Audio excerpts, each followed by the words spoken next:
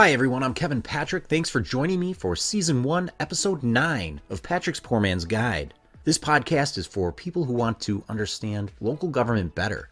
It's not just for Democrats or Republicans, it's for everyone. Because responsible government starts with informed people like you. Today, we're talking about agendas, where power quietly lives, and why it matters more than most people realize.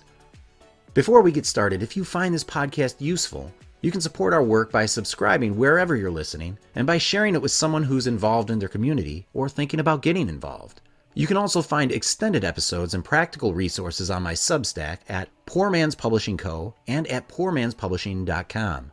If you'd like to support this work, subscriptions start at just a few dollars a month and they help keep these conversations going. Thanks for listening, and here's why it matters.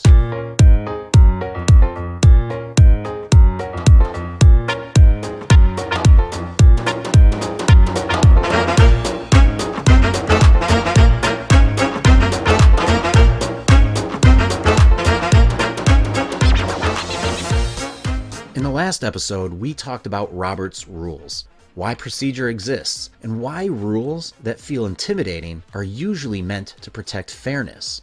Today, we're talking about something even more influential and far less visible: agendas.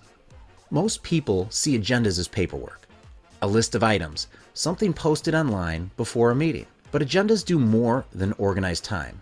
They shape outcomes. An agenda determines what gets discussed, what doesn't, what moves forward, and what quietly waits. It controls sequencing, timing, and attention. Before a single word is spoken in a meeting, the agenda has already made decisions about focus and priority. That's why agendas matter more than people realize. If an item isn't on the agenda, it usually can't be acted on. If it's placed late, discussion may be rushed. If it's listed for discussion only, no vote will happen, even if emotions run high. None of that is accidental.